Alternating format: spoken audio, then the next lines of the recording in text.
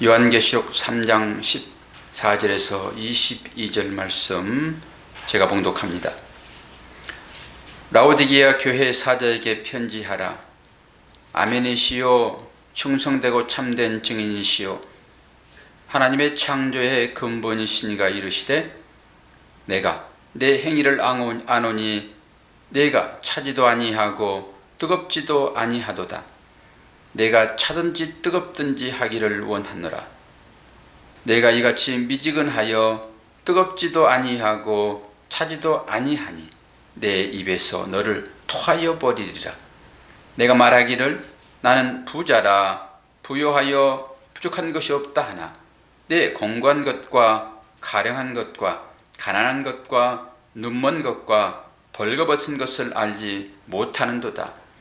내가 너를 권하노니 내게서 불로 연단한 금을 사서 부요하게 하고 흰 옷을 사서 입어 벌거벗은 수치를 보이지 않게 하고 안약을 사서 눈에 발라 보게 하라. 물론 내가 사랑하는 자를 책망하여 징계하노니 그러므로 내가 열심을 내라 회개하라. 볼지어다 내가 문 밖에 서서 두드리노니 누구든지 내 음성을 듣고 문을 열면 내가 그에게로 들어가 그와 더불어 먹고 그는 나와 더불어 먹으리라. 이기는 그에게는 내가 내 보좌에 함께 앉게 하여 주기를 내가 이기고 아버지 보좌에 함께 앉은 것과 같이 하리라. 귀 있는 자는 성령이 교회들에게 하시는 말씀을 들을지어다. 아멘. 이게 성경의 역사가 아니라고 그러면은 우리하고는 의미가 없습니다. 그 역사가 지금 계속 진행되고 있죠. 그리고 소아시아에 있는 7 교회에게 준 것은 이 우주적인 그런 교회를 얘기를 하는 것입니다. 그러니까 우리가 각 교회이잖아요. 이게 우리에게 준 서신입니다. 이게 그 당시의 역사로 주어진 것이 사실이지만은 현재 그 교회만 주어진 것이 아니라 7 교회에게 주어졌다라고 하는 것은 특별합니다. 뭐 주위에 7 교회만 있었겠습니까? 우리가 이제 골로새서도 있고 갈라디아서도 있고 다 주위에 교회들이 있거든요. 근데 특별히 7 교회를 이렇게 얘기한 것은 7이라는 숫자를 말씀드렸잖아요. 이것은 완전한 숫자이다.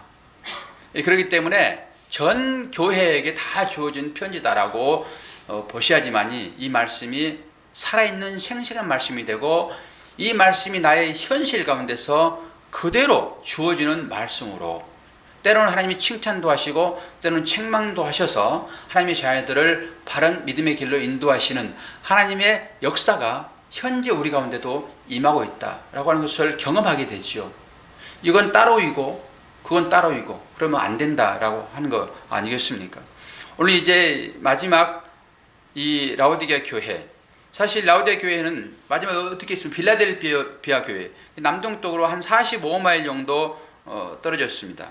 그리고 이 라오디게아 교회는 이 우편 통신의 중요한 이치를 차지하고 있었습니다. 그래서 모든 교회 지역으로 이렇게 잘 연결시켜지는 어떤 그런 중요한 이치를 차지하고 있었다. 무역의 중심지로 있었다라고 하는 것이죠. 라오디게아 그 지역은 기원전 253년 셀루시드 왕 안티오쿠스 2세에 의해서 건설되었습니다. 기원전이다 하게 되면은 우리는 BC. 이 기원전과 기원후를 뭘로 나누냐 그러면은 Before Christ. 그러니까 예수를 중심으로 해가지고 기원전과 기원후로 나눠지는 거거든요. 그러니까 이게 뭐냐 그러면은 BC 253년에 이 도시가 건설됐다라고 하는 것이죠. 그러니까 예수님 오시기 전에 253년에 건설됐다.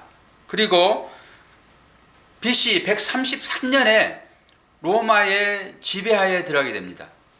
로마의 지배하에.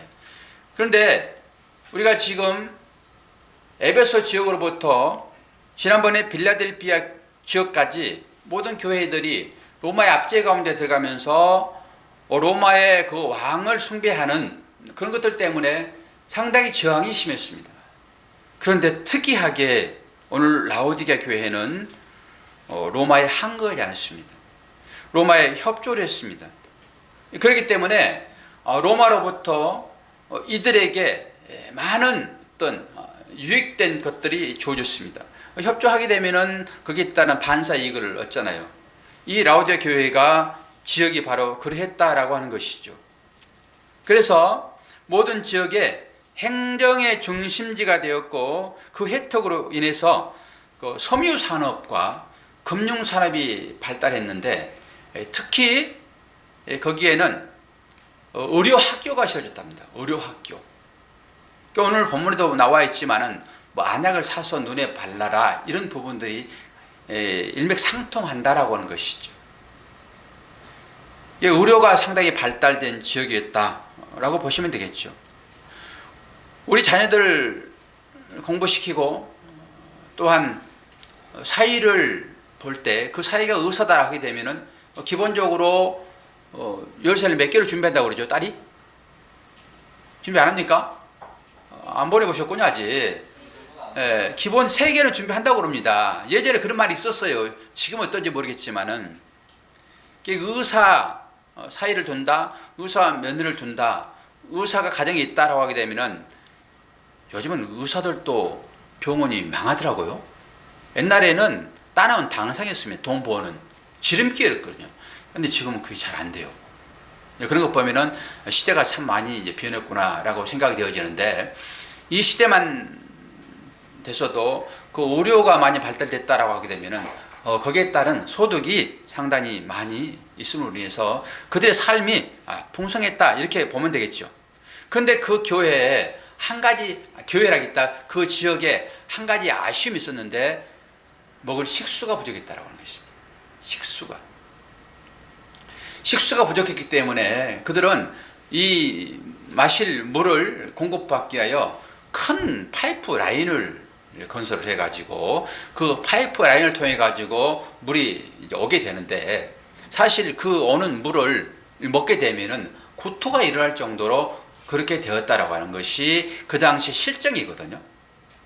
근데 왜 그러냐 그러면은 사실 이 골로새서라고 하는 그 지역에서는 아주 물이 정갈하고 정제된 모든 사람들이 먹기에 좋을 만한 그런 물들이 골로새 교회에는 있었답니다. 그 지역에서는.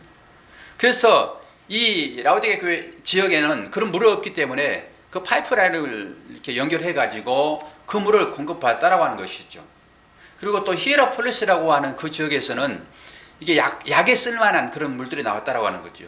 약에 쓰는 물은 무슨 물이겠습니까? 온천수겠죠. 그러니까 이들이 그런 물들을 받아서 먹었다라고 하는 거예요. 그런데 오늘 주님이 지금 이 라오디게아 성도들을 향해서 뭐라고 하지요?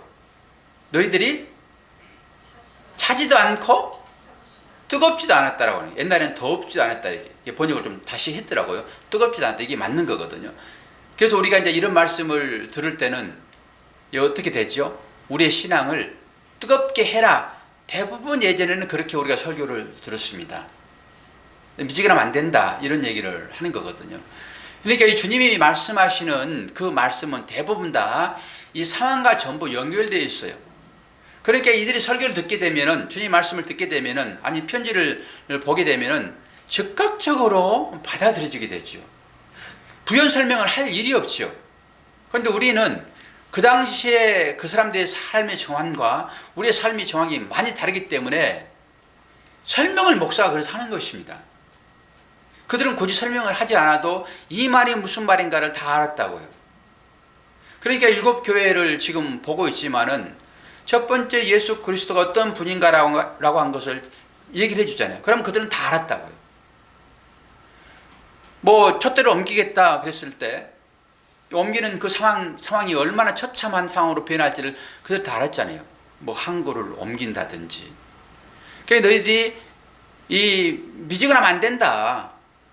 이 차갑든지 뜨겁든지 해야 된다라고 하는 것이 이런 영향입니다. 이 찬물이 공급되어질 때 라인이 길어가지고 오다 보면은 이 찬 것이 미지근하다고 하는 것이죠. 먹기에 아주 역겨울 정도로. 그러니까 오바이트하고 그랬다라고 하는 것이죠. 그러니까 주님이 말씀하시잖아요. 내가 너희들을 내 입에서 토해버리겠다. 깜짝 놀랐겠죠. 뜨거운 물도 오면 뜨거운 물로 그냥 쓰여지는 것이 아니라 오다 보면은 다 식어버린 것이죠. 그런 상황을 주님이 다 생각을 하고 이들에게 지금 편지를 보내는 것입니다. 이런 사실들을 이제 알고 봐야 되겠죠. 그러면서 14절을 보게 되면은 예수님께서 교회에 쓰실 때 지난번 교회들에게 처음에 서두에 서문으로 쓴 편지들과 똑같이 쓰고 있습니다. 14절을 보게 되면은 라오디게 교회 사도에게 편지하라. 아멘이시오 충성되고 참된 증인이시오 하나님의 창조의 근본이시니가 이르시되. 주님이 지금 어떤 분이라고 얘기를 하고 있습니까? 아멘이시오. 그럽니다. 아멘. 아멘이 뭐죠? 아멘? 아멘이 어떤 뜻입니까? 여러분 아멘 하시잖아요. 무슨 뜻으로 아멘을 하십니까? 그대로 될지어다. 그러니까 우리가 이제 어떻게 이 아멘을 받아들이냐 그러면은 대부분 우리의 욕구대로 이 아멘을 취해요. 우리의 욕구대로. 그러면 이 아멘이 어떤 뜻인지를 이제 사전을 찾아서 제가 친절하게 보여드리겠습니다.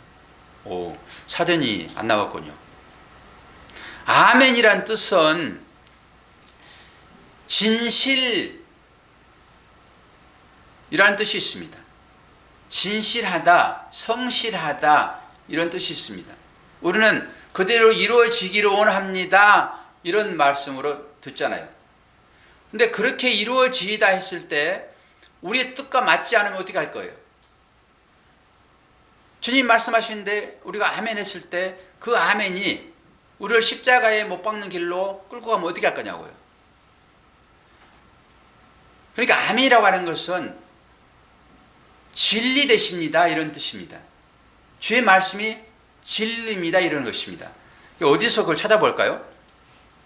이사야 65장 16절 하게 되면은 이러므로 땅에서 자기를 위하여 복을 구하는 진리의 하나님을 향하여서 복을 구할 것이요 땅에서 맹세하는 자는 진리. 여기서 진리란 말이 언어를 찾아보게 되면은 아멘이라는 뜻입니다. 아멘. 아멘을 진리라는 이름으로 바꿨다고요. 그러니까 아멘은 진리입니다. 그러니까 아멘의 하나님으로 이렇게 보시면 되죠. 아멘의 예수님, 아멘의 성령님이랑 똑같습니다. 아멘의 하나님으로 맹세하리니 이는 이전 환난이 잊어졌고 내 앞에 숨겨졌습니다. 17절을 다시 한번 보게 되면 어떤 말씀이 있습니까? 보라, 내가 새 하늘과 새 땅을 창조하나니 이전 것은 기억되거나 마음에 생각나지 아니할 것이라.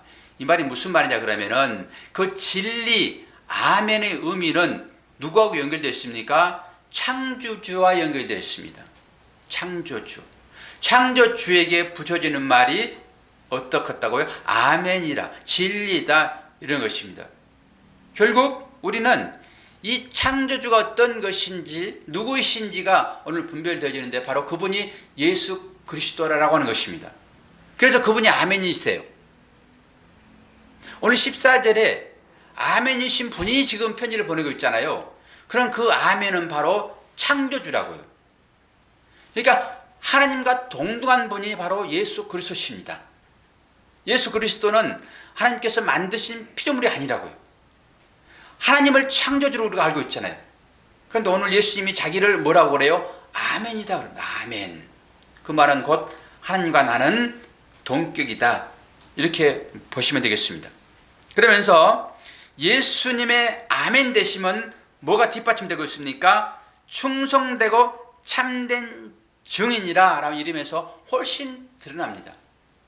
아멘이시라고 하는 그분은 어떤 분이라고요? 충성되고 참된 증인이라고요. 예수님의 성품을 잘 드러내고 있습니다. 예수님 바로 그런 분이다라고 하는 거예요. 충성되고 참된 증인. 볼까요? 계시록 5장 6절에 말씀을 보게 되면은 내가 또 보니 보좌와 네 생물과 장로들 사이에 한 어린 양이 서 있는데 일찍이 죽임을 당한 것 같더라. 그에게 7뿔과 7 눈이 있으니 그 눈들은 온 땅에 보내심을 받은 하나님의 7 영이더라.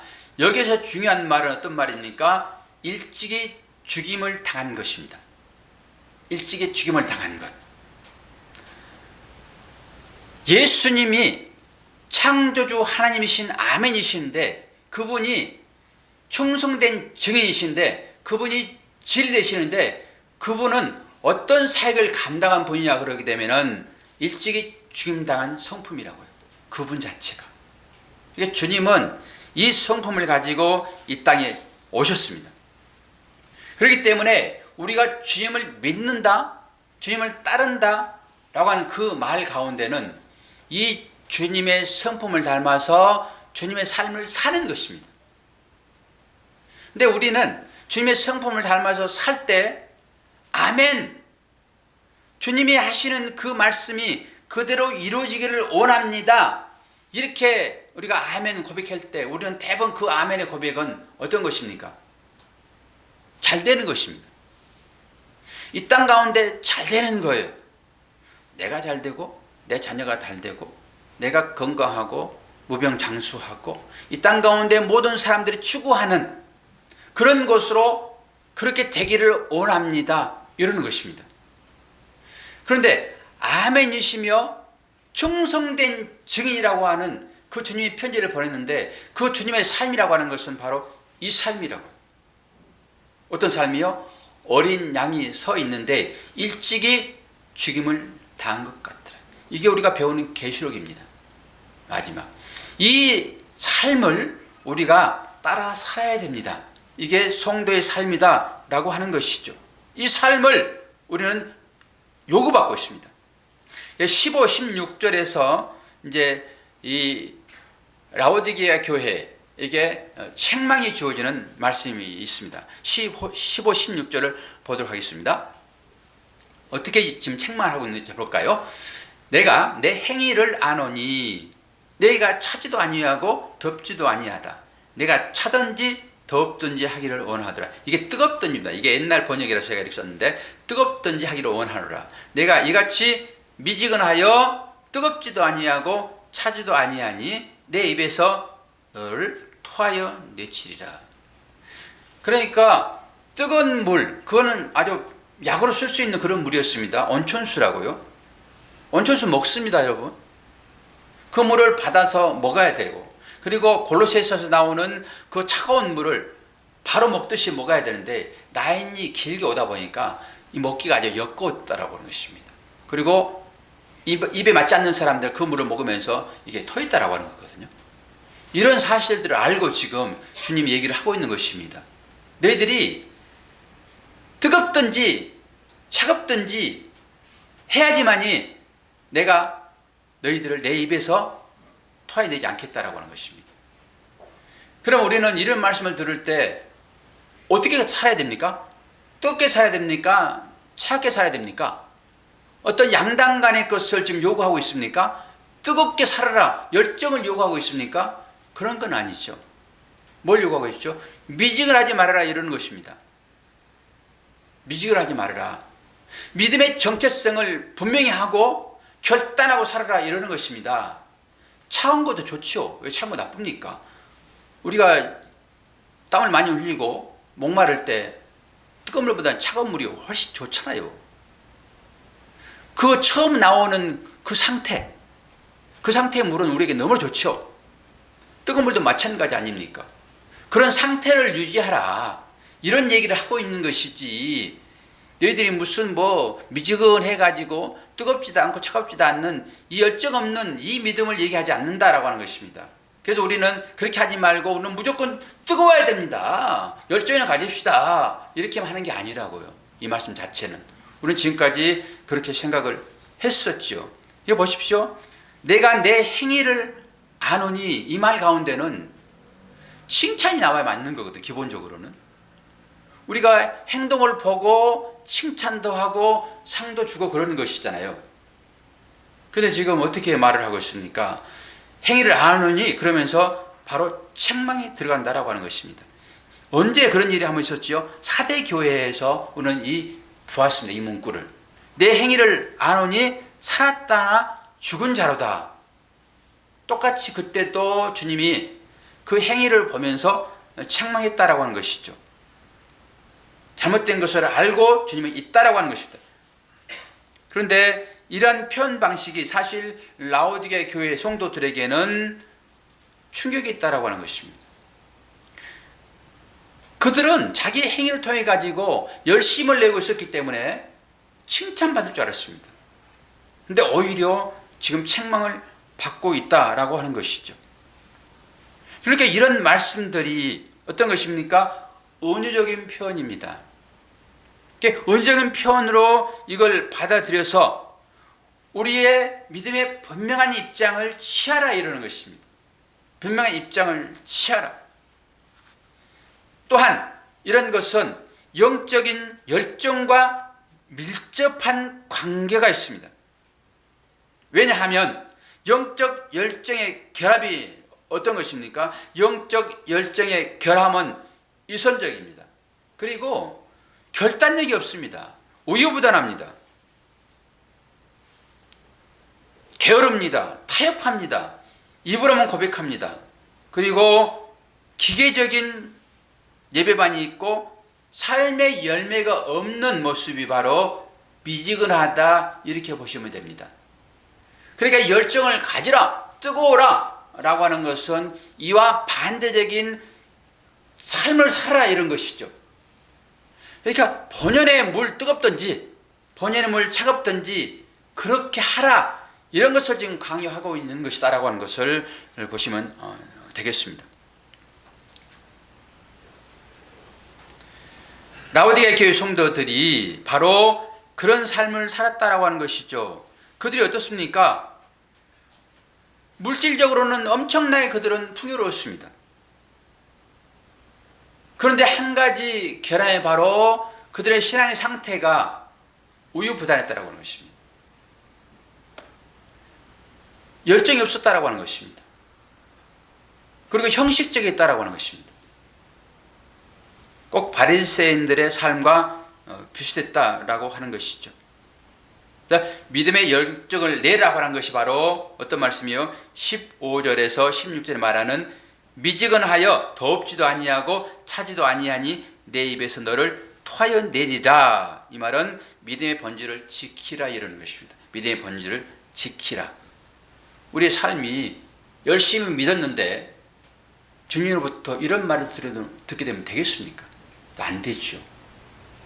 우리가 열심히 분발해서 우리의 삶을, 믿음의 삶을 살았는데 주님이 이 교회 성도들처럼 내가 너를 내 입에서 토해내겠다 이런 말 들으면 되겠습니까?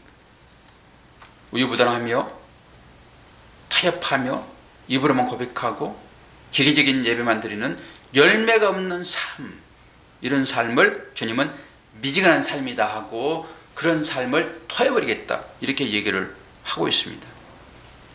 그러한 믿음의 상태를 17절에서 보여주고 있습니다. 이렇게 삶을 사는 것을 주님은 미지근한 삶이다라고 하는 것이죠. 그럼 미지근한 삶이 어떤 것인지를 보자고요. 17절입니다.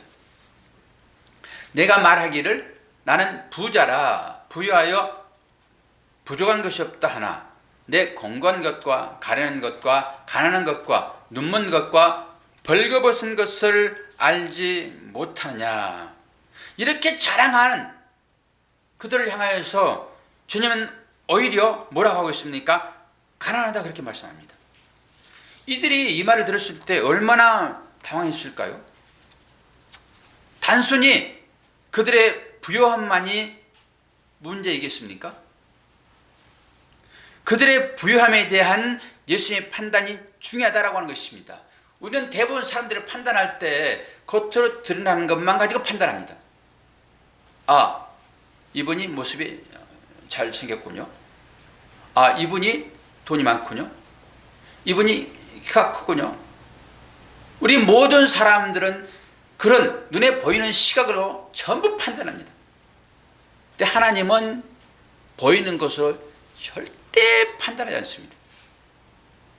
그래서 우리의 판단은 대부분 다 악합니다. 아주 육신적인 것입니다. 여기에 아담이 빠져 시험을 당한 거거든요. 하나님은 겉으로 보이는 거 가지고 판단하지 않습니다. 속에 있는 것만 가지고 판단합니다. 그러니까 우리의 판단은 항상 유보시켜야 됩니다. 누구의 판단에 맡겨야 됩니까? 예수의 판단에 맡겨야 됩니다. 그것만이 진리입니다. 그리고 하나님은 그것만 보실 것입니다. 우리가 이 땅 가운데 아무리 큰 업적을 쌓고 모든 사람들이 기립박수 받을 만한 그런 일을 했더라도 하나님은 그것 절대 세지 않습니다. 카운트하지 않습니다. 그런데 우리는 이 세상에서 가치 있게 생각이 되어지고 이 세상에서 헤아려지는 것을 주님도 그렇게 똑같이 헤아릴 것이다 라고 생각하고 그렇게 삽니다. 하나님은 그러지 않습니다. 세상 사람들이 가치관으로 생각하는 그걸로 점수를 전혀 매기지 않는다라고 하는 것입니다. 어떤 것을 점수 매길까요? 오늘 주님이 하신 그 말씀을 정확히 들으셔야 됩니다. 내가 말하기를 나는 부자라 부자한 것이 없다. 그래도 불구하고 뭐라고 그래요? 가난하다 그럽니다. 옷을 많이 입었는데 몇백만 원짜리 옷을 입었는데 너 벌거벗었다 그럽니다.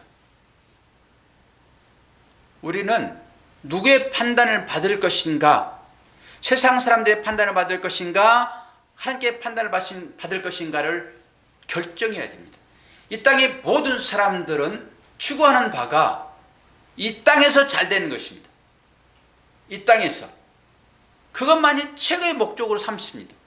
그런데 우리는 영적인 삶을 사는 우리들은 오늘 주님이 주시는 이 말씀을 깊이 헤아려야 됩니다. 그러지 않게 되면은 마지막 주님 앞에 가가지고 나 널 도무지 알지 못한다. 이 말은 어떤 뜻입니까? 내가 너를 내 입에서 토해버리겠다. 똑같은 단어입니다. 얼마나 우리들에게 이 말씀이 지금 경각심을 갖게 하는지 이루 말할 수가 없습니다. 그런데 왜 이들이 돈을 벌었을까요?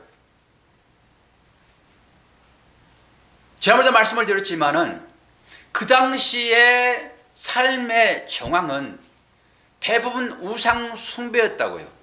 황제 숭배라든지 안 그러면 우상들을 숭배하는 것으로의 산업이 이어졌습니다. 그러면은 그 우상 숭배를 하기 위하여 어느 상인에 가입됐냐? 모든 사람들은 상인에 가입해야 됐습니다. 이게 길드라고 하는 조직이었습니다. 거기에 가입해야지만이 그들이 마음 놓고 장사를 할 수 있었습니다. 거기에 가입하지 않게 되면은 뺀질 당했습니다. 왕따를 당했습니다. 사업을 할 수 없었습니다. 그런데 그 길드에 가입된 그 상인에는 어떤 식으로 돈을 버냐 그러면은 우상 숭배하는 그 어떤 상권 있지 않습니까? 그것을 통해서 부를 축적했습니다. 그러니까 내가 우상 숭배하지 않겠다 하게 되면은 길드에 가입하지 없었습니다. 하지 않아야 됩니다. 당연히 먹고 살기에 힘들죠. 돈을 벌 수 있는 길이 별로 없죠. 그런데 돈을 벌려고 그러면은 그 상조에 가입해야 한다니까요. 그 길드라는 조직에 들어가야 됩니다. 길드의 조직에 들어가게 되면은 거기서 얻어진 소득은 대부분 다 우상 숭배로 오는 산업입니다. 뭐 우상을 깎아서 팔아서 유지한다든지 내지는 제단에 바쳤던 고기를 뒤로 빼가지고 그걸 판다든지 여기 전부 우상 숭배였습니다. 그러니까 이렇게 사업을 하지 않으면은 돈을 벌 수 있는 방법이 없었습니다. 그런데 그들이 실제적으로 지금 자기들은 뭐라고 말합니까? 나는 부자라 부유하여 부유한 것이 없다 그러잖아요.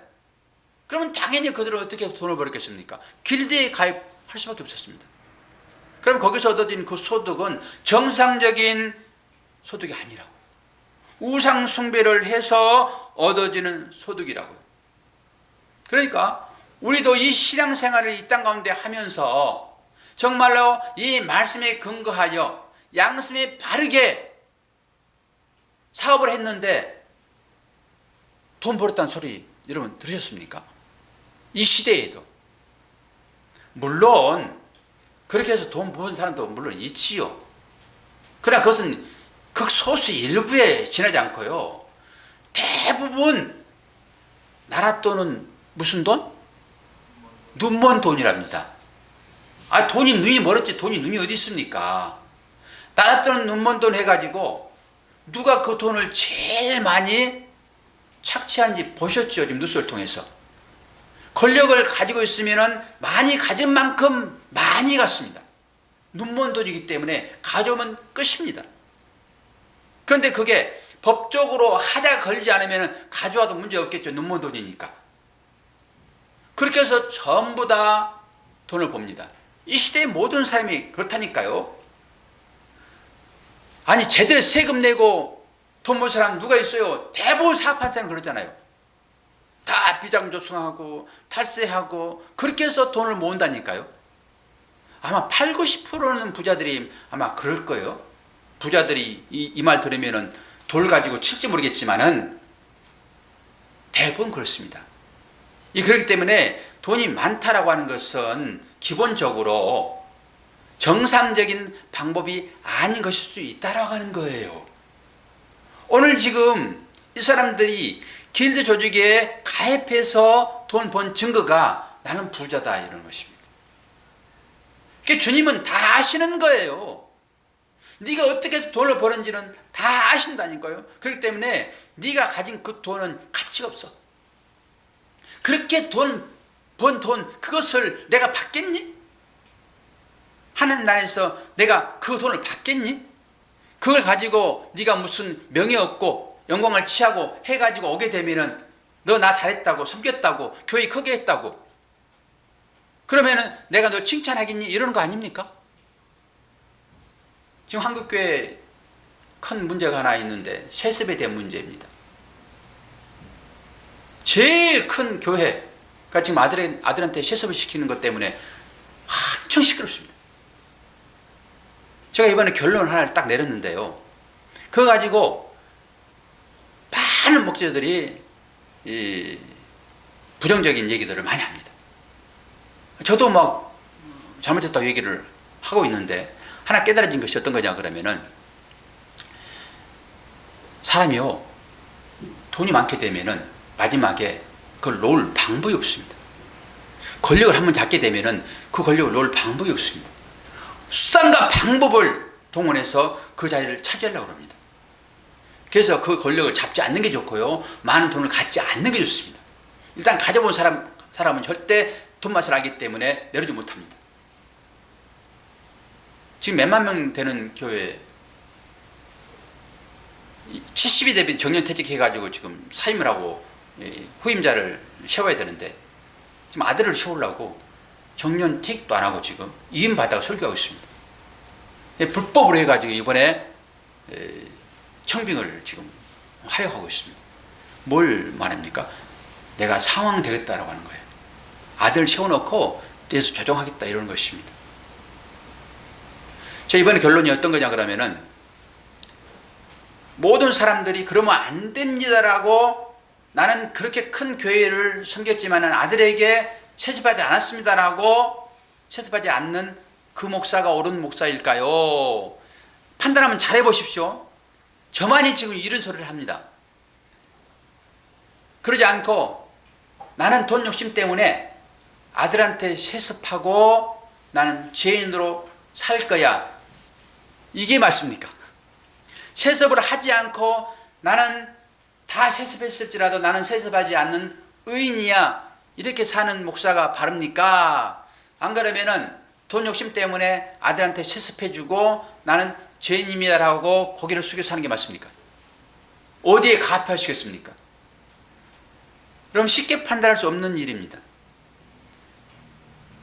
저는 차라리 아들한테 세습 안 하고 나는 의인이야 라고 부자라고 이 라우디게 교회의 성도들처럼 나는 의인이야 나는 부자야 이렇게 일을 많이 했어. 그리고 사는 그 사람보다는 차라리 그냥 돌 팔면 막더라도 세습해주고 나 죽었어 라고 하는 것이 나는 그를 살리는 것이라고 생각을 합니다. 하도 안 되니까 그렇게라도 해야지만이 그 문제가 해결되어지지 안 그러면 계속 싸움을 하게 되어 있습니다.